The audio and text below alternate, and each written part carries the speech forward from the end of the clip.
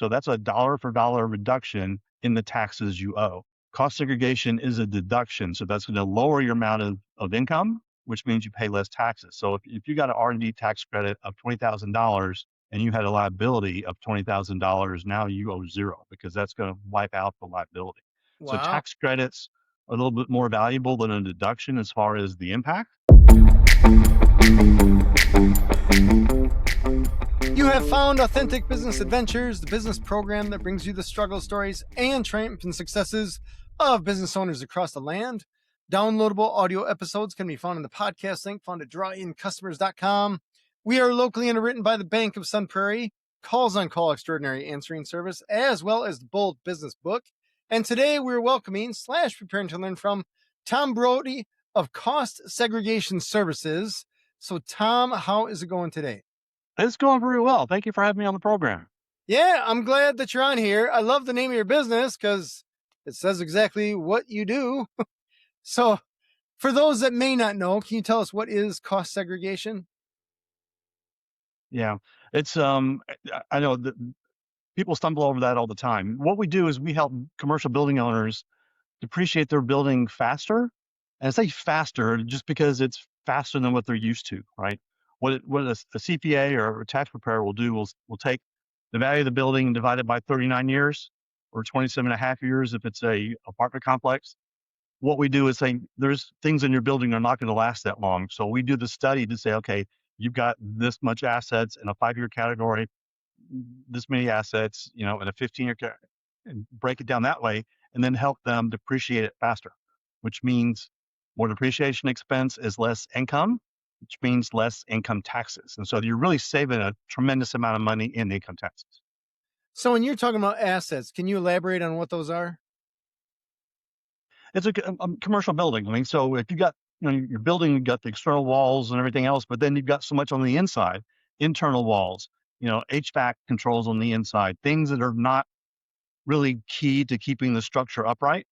Those are the things that are going to have a faster life. And so you're going to depreciate them faster and then record. It's the same dollars. You're just recording it sooner, right? And so you'll be able to write that off when those things are worth more, the whole time value of money thing.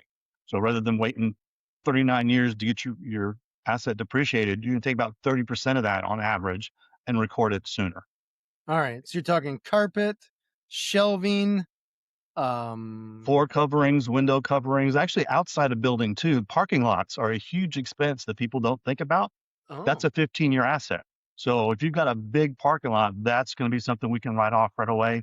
And then security systems, fencing, irrigation systems, everything outside the building that's not really part of the structure, those are going to be usually in the 15-year asset category. all right. Now, I understand you're not an accountant, but I'm still going to ask the question because it Sure. eludes the question. Hey, instead of this cost segregation or the depreciation being spread out over 39 years or 27 years, Yeah. you do a chunk of it, 30% ish right away. What happens if you sell it, sell the building? Well, that's the one thing that we tell people. If you're getting ready to sell it right away, you don't want to do this, right? Because whenever you sell any building, you're going to have to pay recapture. And so if you accelerate the depreciation and then try to sell it the next year, all that savings is going to be eaten up when you have to pay back the recapture. So we typically tell people 3 to 5 years is a good time frame after cost seg study to hold it. If you're going to hold it that long, then that reinvested of the savings is going to be able to create a return for you that will offset the recapture. I've had some clients turn around and sell it right away. And I said, wait, we talked about this, right? You said you weren't going to sell it right away. And they said, I made so much money, I didn't care about it. I went, okay, as long as you did that full knowledge, I told you not to sell it right away. But it's one of those things where, things happen and you have to make a move. But we typically think that you've held on to something within 3 to 5 years, you're going to be fine. Right on. Do the math is what it comes down to, right? Exactly. I mean, we give free estimates because that's the one thing that people don't understand how much these are big numbers, right? A lot of times. And so when you actually see the number there and then you put it into your calculation to see if this makes financial sense, a lot of people are surprised by the number to go, I didn't know this was available. Yeah, it is. Let's just talk the numbers and let's keep it relatively easy just for Yep. Neanderthals like me that aren't that good at math. Let's just say for fun, we got $1 million building, right? I just bought this $1 million commercial building, office space, warehouse space. I don't know if it matters. Yep. Can you just walk me through the numbers I can expect and then what that turns into as far as money in my pocket goes? Absolutely. Now, every building's gonna be a little bit different. Like, so if an office building is going to have more things that you can actually accelerate than if you had just a metal warehouse, right? Metal warehouse is pretty much a box. But if an office building got a lot of things on the inside of that building that you can depreciate. $1 million on average, I'm usually finding a deduction, a tax deduction equal to about 20 to 25% of the building's value.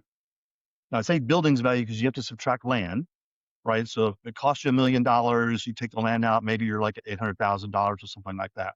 So it's 20% of that building only value that could be in a depreciation deduction, right? So that's, and with 100% bonus depreciation coming back, all those things that are acceleratable are things that you could write off in year one after doing a study. So it's significant. So, not every building is the same. So the more internal walls and maybe the high-end decor elements you have a nice lobby with a lot of high-end granite or marble or whatever. Those things cost money, and typically you're not getting an ROI on those, right? So if you can write all that stuff off in the first year, it's the same total dollars of depreciation, whether you wait 39 years or you're going to apply this accelerated depreciation. It's just being able to record it sooner, and it's a huge benefit. So converting that $2, let's just say you have this $200,000 expense, would it be, or It's a write-off or deduction, right? deduction? So Deduction. you're going to take that's the depreciation amount. So it depends on your tax rate, right? So if you want to talk at tax savings, take that $200,000 and multiply it by your tax rate. Is it 20%? Is it 35%? And then that's the amount of taxes you won't be paying. Gotcha. So if you're in that 20, I don't know what the brackets are, 25, 24% Yeah, bracket that's pretty times good. 200,000, that's a healthy nut. Absolutely. I mean, That's and real money. those are things that a lot of times people can't use all of the deduction in one year. And the great thing about this is it can create or increase a net operating loss. So that means you pay zero taxes that year and you roll the balance, the remaining, over until the next tax year. And I've had some people pay no taxes for 2 years after doing this because that was a big enough of a deduction that they're able to roll it over to the first year. I mean, the year after. That sounds awesome. Tell me, bonus depreciation, that's 100%. Yeah. How does that work? Because you have the elements that you talked about, the roofing, the parking lot, the carpet, shelving, all that kind of stuff. I Yeah. That's imagine the one. those are different years, but now they can be all wrapped up in one. Yeah. What are It's some of the everything. rules that we have to watch out for there? Right. Right. 100% or the bonus depreciation applies to everything that's non-structural. So any asset that has an asset life less than 20 years, 5-year assets, 7-year assets, 15-year assets, those are the things that can be written off 100%. It's not 100% of the building's value because the structure is still going to be written off over 39 years or 27 and a half for multifamily. It's the non-structural pieces that's eligible for 100% bonus. And the big beautiful bill brought back 100% bonus and made it permanent. That was first introduced back in 2017, and the 100% bonus window was from end of 2017 until the end of 2022. And then that in that tax law, it was dropping 20% a year until it essentially went away. And before it went away last year, right after the inauguration, that's when the 100% bonus came back and made it permanent. So there's no phase out period now. It's going to be permanent until the tax laws change. So it's going to stay at 100%. Right on. And is there, I guess we should talk about the actual financial value because I ran through this thing as well. Uh-huh. And I prefer money in my pocket now rather than money in my pocket 40 years from now. I guess Exactly. as far as Exactly. that goes. So since the depreciation, the dollar amount's the same, a dollar today is worth way more than a dollar in 40 years. So can you Absolutely. speak on that a little bit more? Yeah, that's one of the things that people don't really realize. They say, well, I'm getting the same amount of dollars. That's great. But then I ask the question, if you won a $2 million lottery today, do you want to wait 39 years to get your money or you want your money now? And everybody says, give me the money now. And I said, it's the same decision, but yet the beauty thing about cost segregation is you're not taking a discount, right? So it's not a discounted cash flow by taking the cash value of a lottery. In this case, you're just able to write it off sooner. And that's huge. I mean, that could be, the difference between, being cash flow positive and being cash flow negative. Now, the one thing about that is that you're not getting a check from the IRS. You're just paying a lot less in taxes. And then you can continue to pay less in taxes until you use up that depreciation write-off. Tell me a little bit about the individual items that are part of that. Let's just say flooring as an example, or carpeting. It really doesn't Flooring matter is the type of carpeting, right? well, Cheap carpet or super expensive carpet is still carpet, right? it's So still it's carpet, right? So the value of those things are going to be giving you the most return. So I mean, one of the things I had actually a client who was a physician, and he had just built his own building because most doctors don't like to pay rent. Nobody likes to pay rent to someone else if you can pay rent to yourself. And so he hadn't thought about that. He bought this building and put in very high end decor elements. He had a water wall in his lobby. I mean, an actual wall, really nice sounding. If there's water running, but he's not getting an ROI on that, right? So this was able to do that because everything connected to that water wall is non-structural. It's more decor elements. So the pump, the circulation system, the water treatment, all that stuff could be written off in a 5-year asset. So it just depends. And if you have internal walls, internal windows in the walls between like different rooms or things like that, those are all things that are not structural. Anything that's a non-load bearing wall, those are things that you can write off sooner. So if you have, especially like in medical facilities, you've got dedicated electrical, specialized, maybe in like an X-ray room, you may have specialized shielding, X-ray shielding for the room. All of that stuff is kind of over and above what a normal building would have, and so those are things that you can depreciate quicker. so when people are purchasing these buildings, commercial properties, Uh-huh. are there certain types of buildings that they want to aim for to take advantage of this more? Or do they all buildings more or less can have this advantage? All buildings will have this advantage. I mean, they're eligible for that. Now, like I said, if you've got more specialty kind of items in it, then the total percentage of your return on a cost seg will go up. But any building, and in fact, we'll look at buildings with the building value as low as $200,000, and buildings, that's a pretty small building. But it's those kind of buildings. So people that own smaller buildings like that, they can actually get a reasonable return on this as well. So that's why we offer free estimates, just to be able to show what's available. And our estimates will give you a range, a high to low range, based on other buildings that we've done and already studied that were very similar to yours. So that way you will know, we feel real comfortable it's going to be between this number and this number. It may even be greater once we get in there and see the inside of your building. All right, perfect segue. Let's talk about how you actually get into the building. Is this remote? Is it in person? Is it just trusting someone like me is like, hey, I got some carpet? Or how do you figure that out? What we do is it's called engineering-based cost segregation, which is the highest level that the IRS likes to see. We want to see building drawings. If you've got something that was built, give us the construction budget and the building drawings. If we don't have building drawings, we'll take whatever we can get, but we want to see the actual costs that goes into the building. And then we've got engineers, cost engineers on our side too, that and a lot of people don't have the original design drawings and the original cost if they bought a building already, that was already existing. So we'll take whatever we can get, and then our cost engineers are pretty good at costing these things, and we'll actually send a photographer. Like I'm in the just north of the Houston area, so if this is a building close to me, I'll go and take pictures. If it's somewhere else across the country and I can work anywhere in the U.S., we've got a contract with a third party photographer company that they specialize in taking pictures of assets. And so that's one thing to also think, because I have people say, well, I've got my marketing pictures. I go, no, that won't cut it, because we want to see, marketing is a little bit about how it looks, and you want to take a wide angle pictures to make it look bigger. We want to see what the asset actually looks like, because we need to try to value the asset based on the pictures that we have. So someone will actually be on your property at some point. But then we take everything else remote and then send it to our engineering and accounting team, and they do all their work. Right on. This business, was this a thing prior to 2017?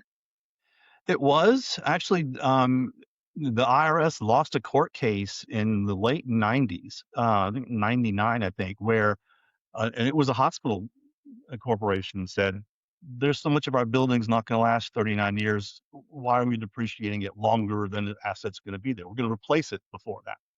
They lost the case, and so then they had to come up with these asset classes, like a 5-year asset, 7-year asset, 15-year asset. In the structure, like I said, is 39.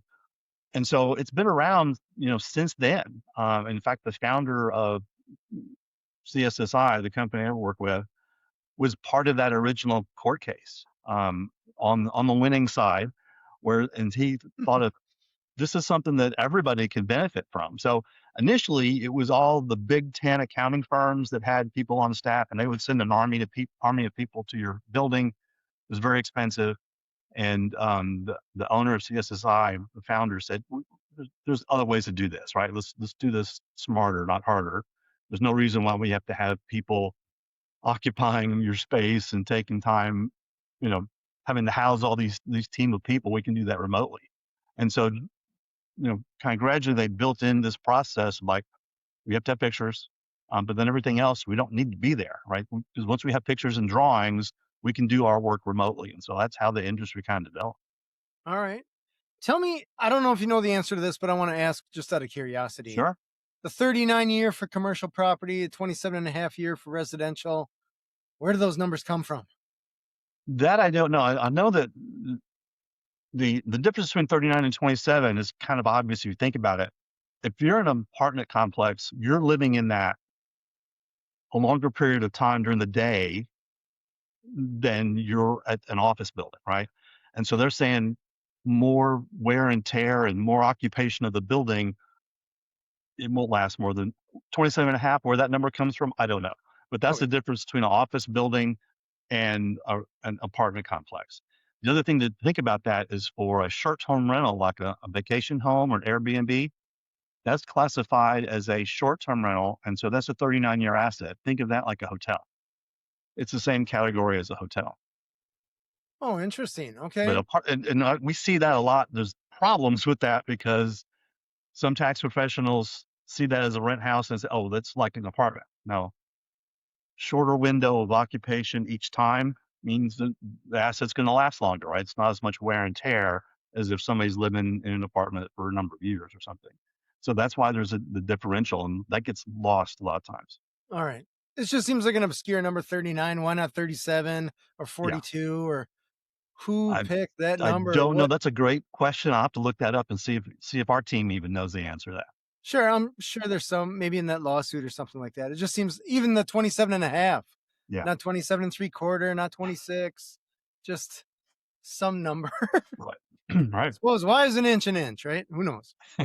Um, Tell me a little bit more about you have more going on. I saw the research and development tax credit. Yeah, that's You another do one that's actually pretty unique in that a lot of people, especially manufacturers, so if a company's manufacturing anything, they're having to solve for some part of their manufacturing process. Maybe they're trying to make their widget more effective or use less materials. So the IRS and the government is trying to wants to keep all those innovations in-house in the country. And so that's why they're offering this credit. And they call it the research and development tax credit because in their mind that's what that covers. But most people, like the lay people out there that maybe own the business, like I don't do R&D because they're thinking in their minds, guys in lab coats in clean rooms, right? Well, yeah, that applies to that, but there's a lot of it, that R&D activity that happens on the manufacturing floor, right? So if you're trying to integrate a new piece of machinery into your process, there's some trial and error that goes through. So for the research and development tax credit, you have to show that you're actually using the sciences and going through a trial and error. And so all of that staff time and materials that are spent in that trial and error because you're trying to solve for an unknown, those are expenses that you can claim as R&D expense. And then based on that calculation, actually come up with the credit. So it can be significant, especially if you're doing these things and you don't realize that they're R&D. Because a lot of companies that I approach about this, that "Well, I don't do R&D." Yeah, you do. The Huh. IRS says you do, even though you don't think you do, and we're going to help you document it and then file for it. Can you elaborate on that a little bit? Because I'm picturing a company that manufacture, I don't know, let's just say they manufacture keyboards and they're doing some Yeah, research to try to find a keyboard that's smaller or more tactile or something like that. yeah, they're They going have to an do. employee that they're paying, so that Yep. is already subtracted. They have the, I suppose, the manufacturing equipment, that's already an expense. They have the, well, I guess what else would they have where It's this would be? anything that you've actually used the sciences to go through and try to solve your issue, right? So if you're trying to, let's take the keyboard example. If there's better ways or more ergonomic layouts for keyboards, well, you're gonna have to. You're not just gonna wing it, right? So you're gonna apply some science and some scientific study to figure out what's the best layout and maybe what's the best, return rate for a key, the little bounce on the keys. So those are things you have to do, calculate. You're going to use some probably third party information as well, but you may have to pay for some of that, right? Some of those studies. So even though you're paying the expenses and that gets expensed, it's almost I hate to use the word double dip, but it's a different way to take advantage of that. So you're paying the expenses, but then you're going to be able to categorize this as this is some R&D expenditures, and it's one of the things that you have to be solving for a problem, and you have to be using the sciences, and it's a pretty broad Sounds term, the very broad, yeah. sciences. Yeah, so you've gotta have a process, right? And so you've gotta have a process that you can help document that says, "We can help with that. This is the steps I went through, and this is what I'm trying to solve for, and this is how many iterations it took." And so all of the staff time involved in those iterations, and also the supervision of those staff as well, gets counted up. So the R&D tax credit is very heavily wage based. So it's wage based, and any consumables, materials that you have to consume going through your trial and error process, that gets included. So it could be, you talk about people that make keyboards, people that make tortilla chips, distillers, brewers, they're using sciences to come up with their next flavor of beverage, right? And so all of those things get involved, and it's called a QRE, a qualified research expenditure. So those are the things that we help you calculate, and then you can know what the credit's going to be to file for the tax credit. Gotcha. And tell me how you help people with that, because that, is it helping them with documentation or something deeper than that? A lot of times they have the documentation and they don't know it. And so we're going to help them say, okay, what kind of records do you have? And so if it's timesheets or whatever, then we say, okay, how much of this person's time is spent in this activity? And so we're just going to help them do the calculations because we've done this a lot. And so there's kind of a template that we can apply once we get some records from them. But that's the biggest issue is they say, well, I don't keep track of that. You do. You just don't know you do, right? So we're going to look at their data a little bit differently and say, this is what we need to come up with. Um, and we'll ask for the certain records. And a lot of times, there's consumables that they're spending, and we just have to identify what those consumables are.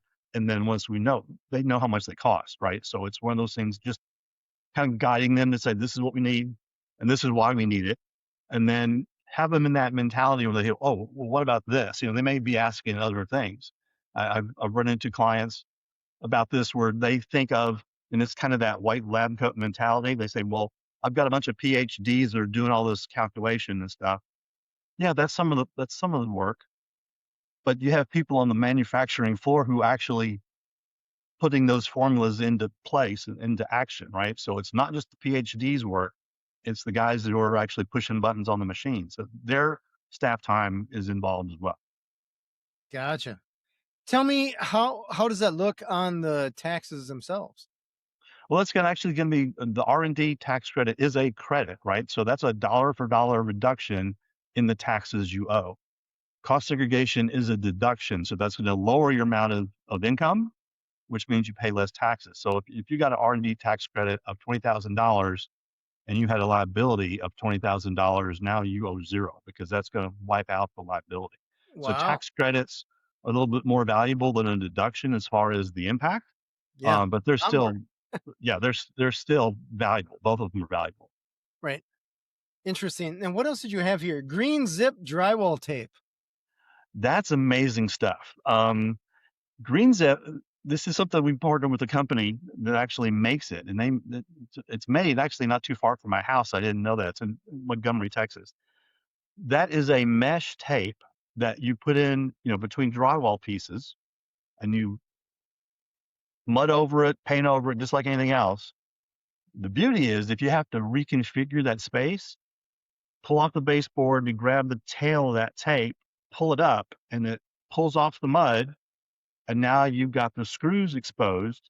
You can unscrew that drywall and then drop it down and Oh, reuse the whole drywall in place. Just take it off. So there's no demolition, there's no drywall dust, so any of that. The fact that you can reuse it, and the company got certification from the IRS that now is a movable and reusable partition, which has a 5-year asset life. all So that right. ties back into the cost seg, right? And now everything attached or in or behind those movable partitions are now 5-year assets as well. So electrical, plumbing, HVAC controls, all of that stuff is now 5-year asset. So if you're going to build a building and using the drywall tape, 30% of your construction costs are now deductible in the first year because it's a 5-year asset.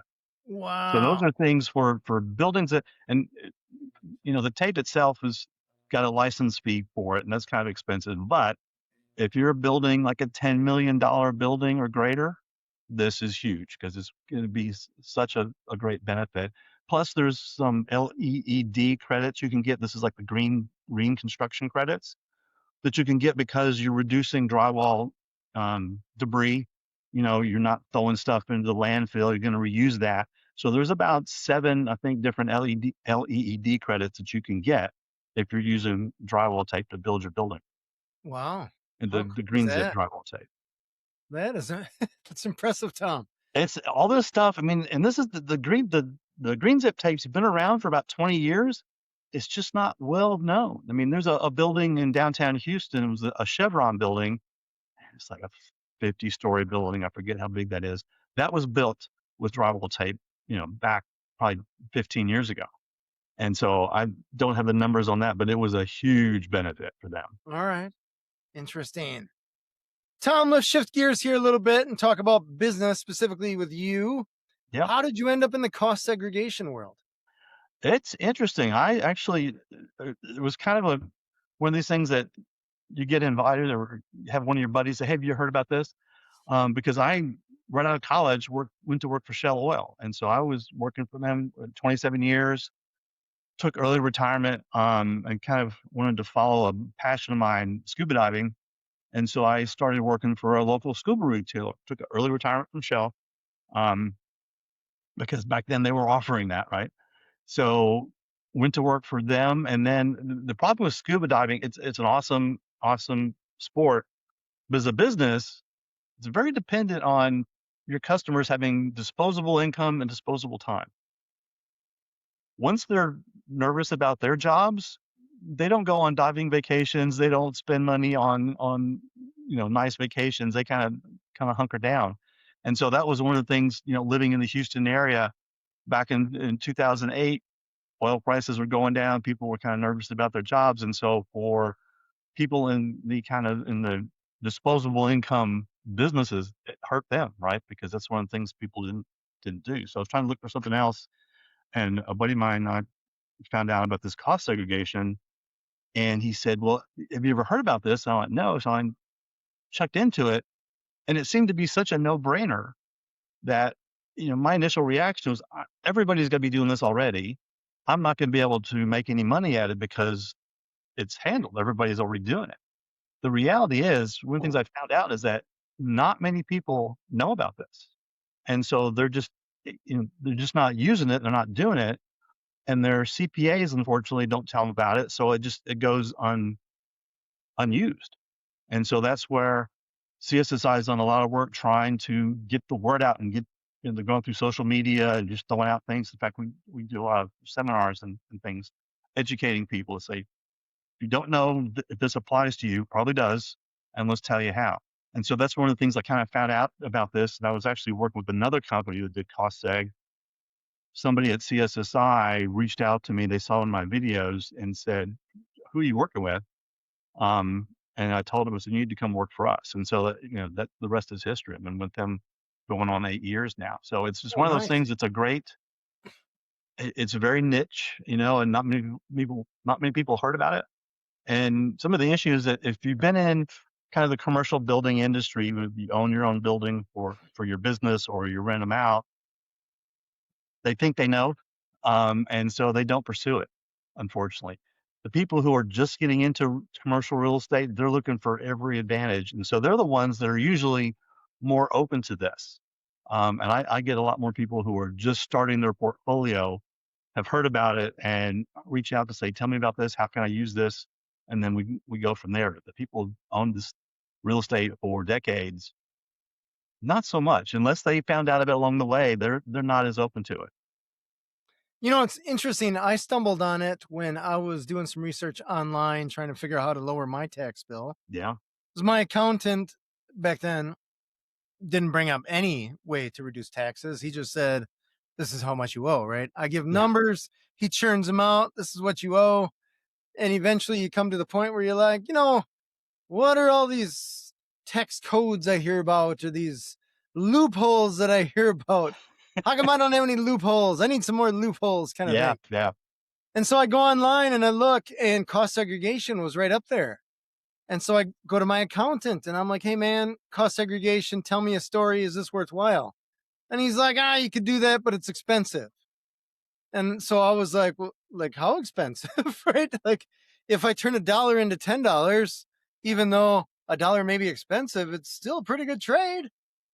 So yeah, it was interesting how I learned then that there's a difference between accountants and tax strategists, yes, even though some of them just slap the accountant or CPA title on and call it good, and you don't know which one they are until you actually talk with them. yeah. There's a To your point there's a lot of misinformation out there about cost segregation. Number one, it's expensive.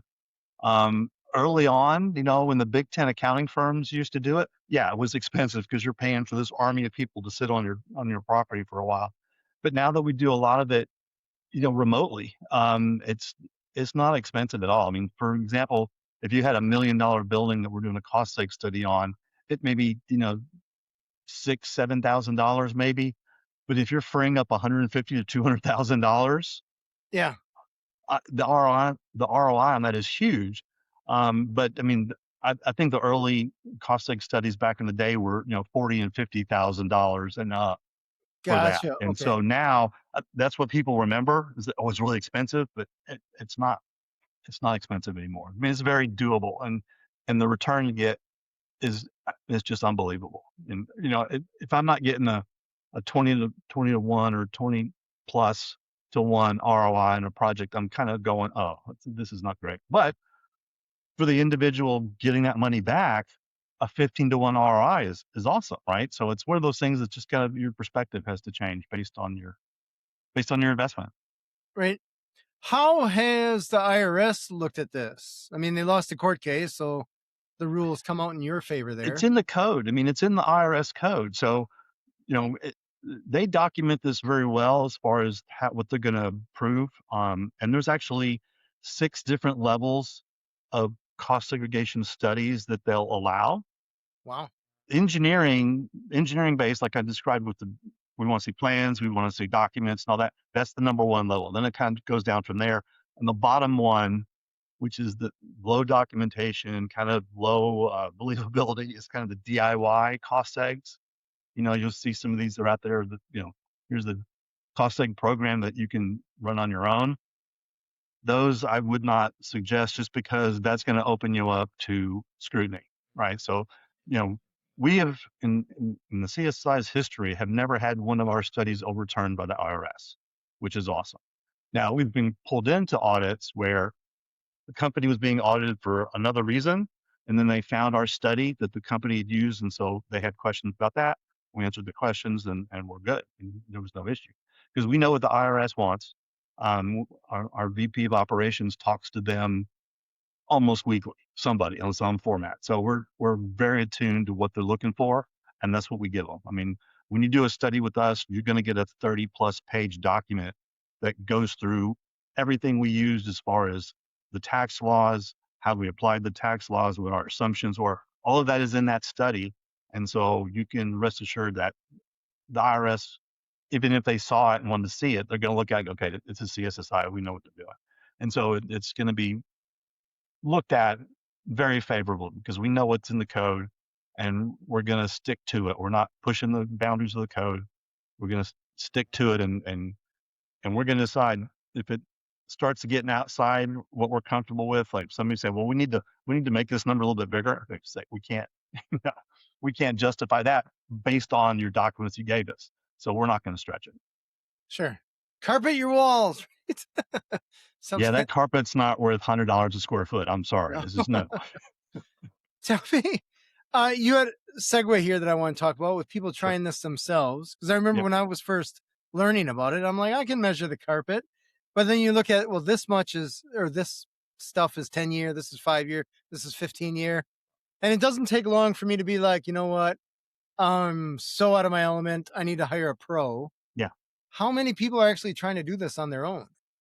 You'll be surprised. A lot of people are, I wouldn't say a lot of them are, but they kind of approach it like you did, like you kind of talked about, and think how hard can this be? Once they get into it, they go, okay.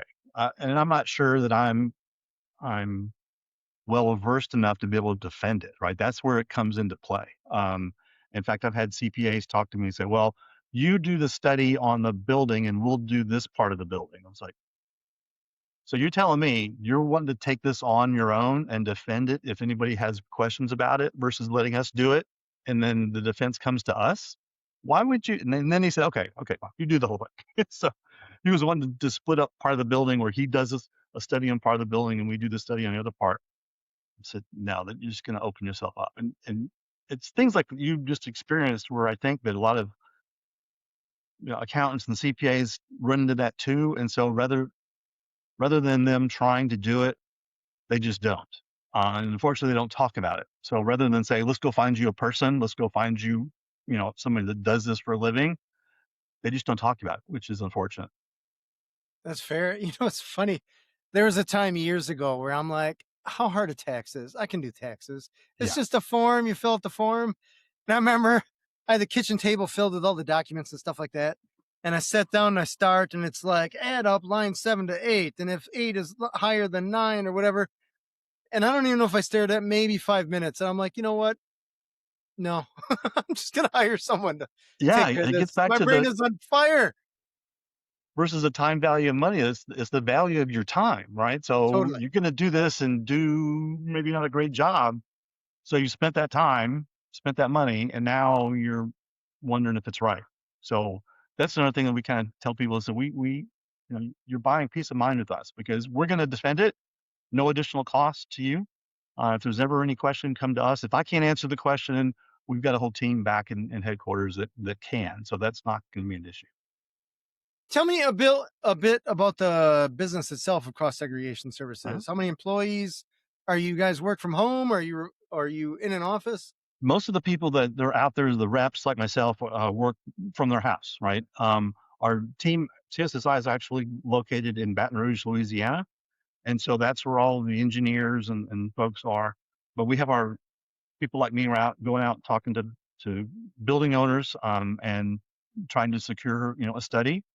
And then we kind of act as liaison points. So we've got people that are like project managers back in Baton Rouge, and sometimes they work from home, sometimes they work from the office. Kind of depends. I mean, COVID changed the world, right, as far as what things could No be doubt. done. But they used to all be housed in the office, and now I think they're doing some remote and some office work.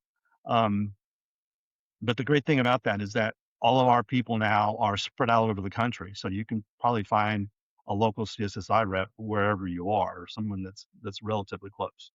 So we're 1099. Most of us are 1099 contractors with the company. So we are gatherers of the information and we send it in. And so we're kind of like the first line liaison too. So if a client has a question about something, come to our rep, the rep that started the study with you. If they can't get the answer, they'll know somebody back at headquarters that can. So I would say in the number of reps, there's in a couple hundred out across the country. Gotcha. Tell me a story about the rules or the laws. I don't with IRS, are they laws or rules? I don't know what Yeah. they call Oh yeah, absolutely. I mean, it. one of the things, and that's what people get nervous about, just kind of you talked about, am I doing this right? Am I going to overstep my bounds or things? You know, the IRS has regulations, and as long as you fall within those regulations, you're good. I mean, one of the things I've found recently a lot is, when you have a building, you can't depreciate land. So when you purchase a building, you have to assign so much to the called the improvements, if you will, and then the land, right? So you have two different categories. The problem is if you allocate too much of that value to land, since land's not depreciable, then that's locked up and you're never going to be able to write that off as a depreciation expense. And one of the things we find is that land calculation or the land allocation is somebody's kind of made up number, right? So they say, oh, I'll make it 50%. It's like, is the land really worth 50% of a $1.6 million purchase? Really? In California or New York State, New York, Long Island, maybe, but in Wichita, Kansas, I don't know that's right. And so that's one of the things I look at, especially if a building's owned for a couple years. What's the land allocation? This year, I found an error of $840,000 that was allocated to land, and it shouldn't have been, right? So we look at the county appraisal, and the county assessor had it much, much lower, and the difference was $846,000. And so I reached out. This was in Texas. I reached out to a person I knew that was a a commercial property value specialist, and he helps people fight their property taxes. And so I talked about the property. I said, "What do you think this value is worth?" And he says, "I would look at the county's value because in this case, the county's pretty close to being right. It's not worth fighting on that. So let's change that land allocation, put the difference back into the building, and now we're doing a cost seg study anyway. So that gives us more money to actually segregate and divide up." And so that was a beautiful finding, but the taxpayer, the building owner, didn't know of the error, and the CPA didn't know of the error. Somebody made that distinction and put it on the books and never looked back. And if it hadn't been for me looking at the cost and going, this looks strange, I always say, I'm not going to tell you what your land's worth. You need to find someone that you trust and believe in that. And we'll look at, these are some of the sources we can look at and go to, but we're not going to tell you what the land's worth. But I'll tell you when that's maybe a problem. And maybe we need to look at how we can adjust that. And the great thing, the IRS will let you make allocations and differences like that in what's called a change of accounting method. That's how we do a cost seg on a property that's owned several years. You're just going from straight line depreciation to accelerated in that form. And you're talking about filling out forms. It's a 25-page form to be Oh, able to do that and say, okay, I'm going from straight line depreciation to accelerated, and this is how I got there, and this is the adjustment we're going to make in the current tax year. So that's a beautiful thing because you don't have to amend the previous year's return. You're just going to make that correction in the current year, which brings you up to date. You're current with your depreciation. You haven't missed anything. And then going forward, you're fine. But that's one of those things where we're going to go back and the IRS lets you do that because they don't want to mess with an amended return either, right? And so that's kind of a red flag that a lot of people realize I don't want to amend the return. And so once they hear this change of accounting form, they go, okay, great. And once the CPAs say, oh, you're going to do that for us, I don't have to create that form, they go, yes, let's do it. tell me, you raised an interesting point. If someone has already owned the property for a while, is there a point in time where it doesn't make sense anymore if they've owned it, let's say 35 years or something like that? Or is it closer to 10? What is the number where you're like, may not It's, make as much sense? yeah, we start getting to like 10 and 15 years. The issue is you've been depreciating it all those years, and there's probably not enough asset value left for us to accelerate, quite frankly. But if it's been anything less than 10 years, it's worth taking a look at, right? So it may not be $200,000, but if you can knock off $85,000, why wouldn't you, right? So it's all an order of magnitude. But if you've owned it for more than 20 years, you're into that 39-year category asset. We can't depreciate it. We can't accelerate it anyway. So it may not make sense. And that's why we do free estimates anyway, because the last thing we want to do is charge you $3,000 maybe for a small study, but you're going to save 4,000. It's like, Right. Yeah. is that really worth it? And it's like one of those things like, yeah, sometimes it's just, I mean, we'll do the estimate, give it to the customer and say, you decide. If they ask my opinion, I'll give it, but it's their decision ultimately. Fair. When it comes to someone that's considering one of, let's say, 2 or 3 buildings, Mhm. does this come into play where they want to compare? Is there something that they should look for where they know this will cost seg out better than this other building? If they're trying to compare, like, of these 3 buildings, which one should I buy? They're almost even in every other aspect. Yeah, I mean, that's one of the things that we do. We do that a lot. It's kind of a preliminary estimate, of 3 buildings. I mean, it may come back down to what they've got outside the building, the parking lots, landscaping, security lighting, some maybe a little bit more. So that may tend to say, okay, this may be a better result because you have these additional assets that we can accelerate. If it's just a straight up metal building, in that case, it was like a warehouse, office warehouse type. What percentage of office space is it? Is it 20%, 30%? If one has a greater percentage than the other, then that's going to be more potential for cost seg, because we're not just looking at a metal shell of a building. So it's the things that we can look at on these prospective properties that you're wanting to evaluate, and we'll give our opinion. And so then it's your decision on which one makes out, which one would be a better potential purchase. If you're looking at them, you may think a building's a building's a building, but it's what's inside and what's outside that we can identify and say, this is what we think we can return for you. All right. Tell me a story really quick about condos, because I see office condos, warehouse condos, those seem to be popping up Yeah. almost as much as mini malls. So, well, I suppose Yeah. mini malls probably a condo as well. How do those come into play with all this? This is something that people don't realize too. Condo, especially the little office condos that you see, they're kind of like one-story buildings. The individual owns just the inside, right? So there's no structure for them to accelerate. So it's just going to be the inside. So the more it's built out, then that's a greater potential that we can actually accelerate. Now, it's not going to be the same size of value. I mean, a lot of these condos, you're paying a couple $100,000 for them, and there's no land to deduct either. So it's just that internal amount. So it just kind of depends on the number of walls and number of individual offices that you have. But that's definitely something we can do. The difference is in some condos have a land value associated with it.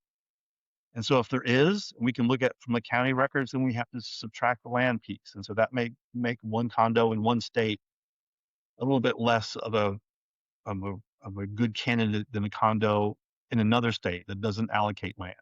And the reason they're allocating land, that's how they get the property tax paid for, is they have all the tenants pay some of the property tax, because they've gotten so much of the land allocated to them. So, but it's just different. It depends on the state and how they classify that. But yeah, again, an office condo. In fact, I've got one client who his business is setting up these small little offices to sell. It's a medical device, and so he has these little kind of like a retail office set up in these office condos across the state. And I've never met the gentleman. He sends me an email, says, "Here's the study I want to look at.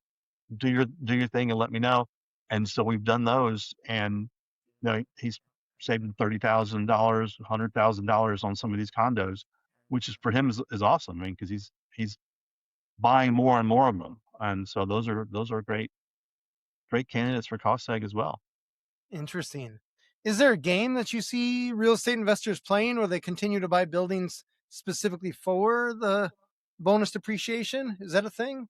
I mean, it's not a game. It's reality, right? So Okay, maybe game is the wrong word. That's fair. yeah, like game and loophole are not good terms that we use, but Sure. but it's using the tax law to the biggest benefit, right? So if you own a property and you're going to buy another one, and if you sell that property, you're going to have to pay the tax on the gain, right? So there's a thing called a 1031 exchange. This is within the law. And so you have one property, you're going to sell it and buy another one, and then you just kind of roll in the gain into your other property. So you're never really realizing it, right? So you're deferring the tax implications until you sell. I've had some clients that I'm never selling a building. I'm always going to do a 1031 exchange and just kind of pushing that tax impact further down the road. So I mean, that's how people do it. If you're going to be in the business of buying and selling real estate, you always want to roll it into the next property. Gotcha. And we can do a cost seg on it once you own it, and then once you buy the new one in the 1031 exchange, we'll do the cost seg on the new building. So it can be done. Right on. With the 1031, I'm going to ask you a fairly detailed 1031 question because I don't actually know this one. When you have a property, let's say a $500,000 property, you sell that to buy $1 million property or whatever you advance up. Mhm. If you've owned that thing for X number of years, let's just say 10, so you've depreciated quite a bit of it. Yep. How does depreciation work with the new property then that you've done the 1031 into? Are you rolling some of that depreciation Yeah. over there? Yeah. Okay. You are. And so that's called it's called a carryover basis, right? So whatever is undepreciated in that existing building goes in the carryover basis.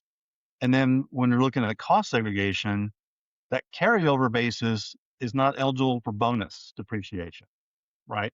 And so, but the upside of the new building that you bought, which is higher in value than the building you surrendered, that upside is eligible for bonus, but not the carryover basis that made up part of your total basis. So 1031s get real complicated real fast.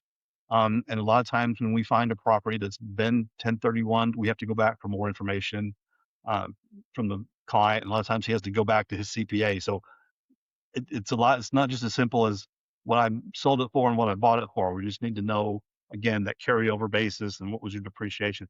It starts getting real complicated. It's doable, but it's not as straightforward as just a straight up purchase. Fair, fair. You know, it's funny. I use a nomenclature game because I joked with my old accountant. I'm like, man, I feel like I'm playing a game of Monopoly Yeah, and I don't know the rules. And I get told when I'm doing it wrong.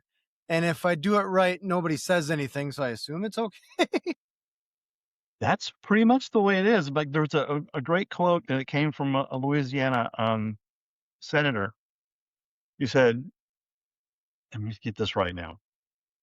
Yeah, tax loophole is when somebody else benefits. Tax reform is when you benefit. All right. Interesting. It was Senator Long in Louisiana, and that's a famous story that everyone in CSSI based in Louisiana likes to use because it said, it's not a tax loophole. It's in the code. It's very much documented. We're not kind of you know taking liberties with the tax code. This is something that they very specifically say. This is how you do it. Yeah, you know, it's interesting because when I told him this, I'm like, why didn't you tell me about the rules of the game when it came to cost seg?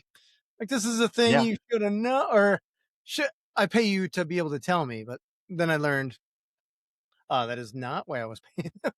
I was paying Well, I him mean, to and two, enter some numbers in some software, I guess. yeah. The one thing you have to realize is like this. I always use the kind of the medical metaphor. Said you wouldn't ask your general practitioner to perform brain surgery. So asking a CPA to be able to do a cost seg on their own, that's not part of their skill set. I mean, they just Right. number one, it's probably a smaller portion of their book of business, the people that actually can benefit from cost seg. So they're just not exposed to it, and so you know you would hope that they would say, "I think this applies to you. Let's go find an expert on it." But sometimes they're just so busy they don't have time to do that either. There wasn't even a mention. I had to tell him that I found it on YouTube.